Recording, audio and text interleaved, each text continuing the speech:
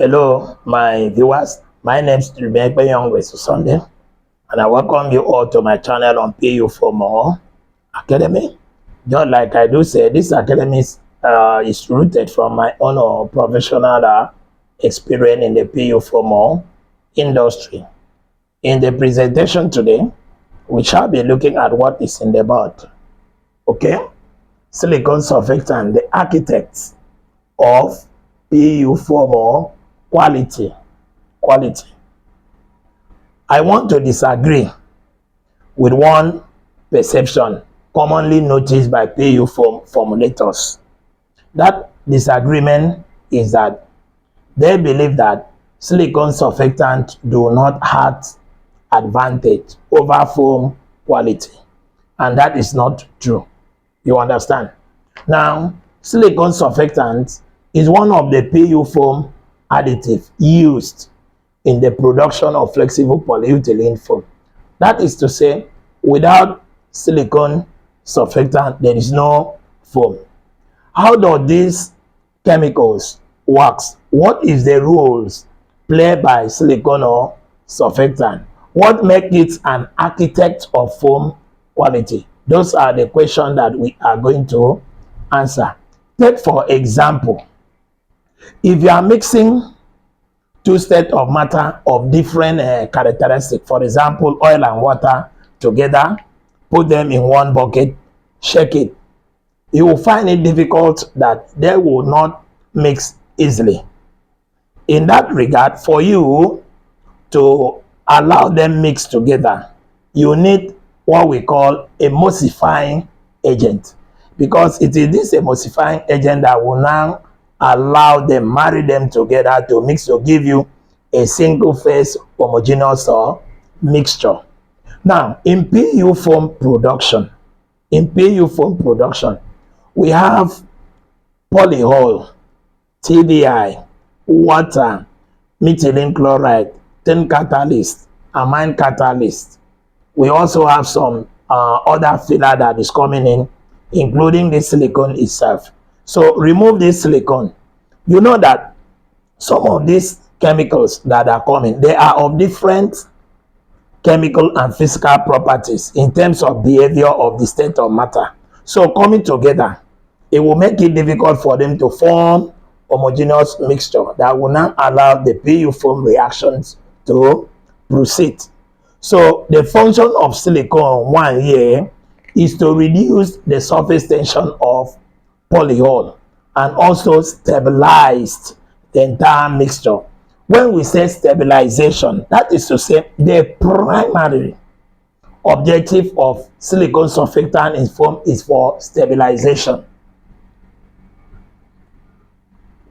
Stabilization.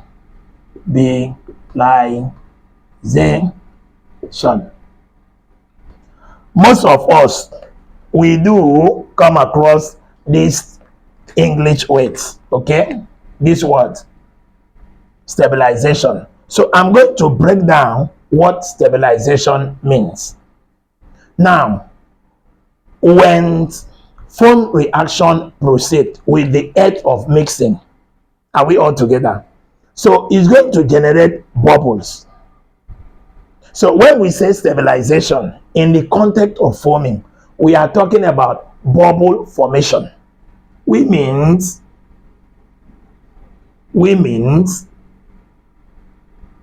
bubbles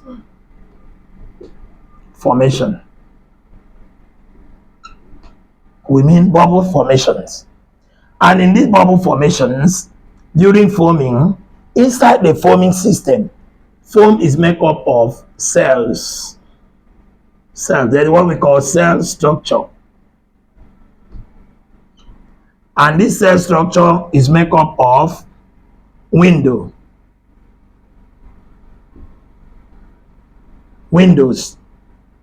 plus struct.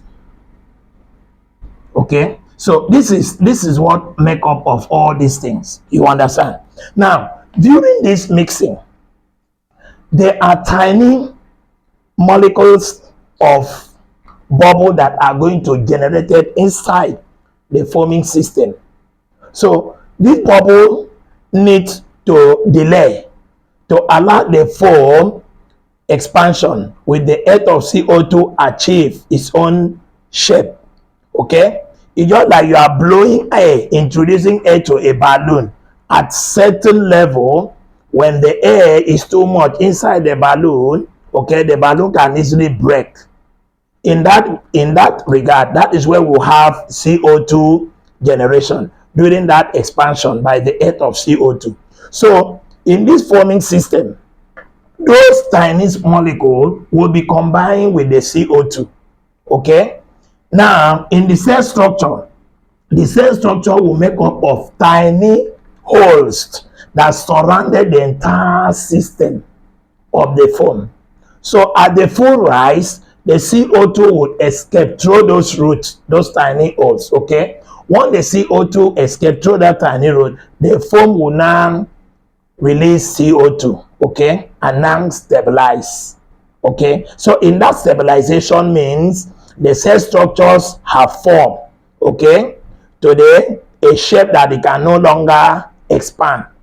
Without what?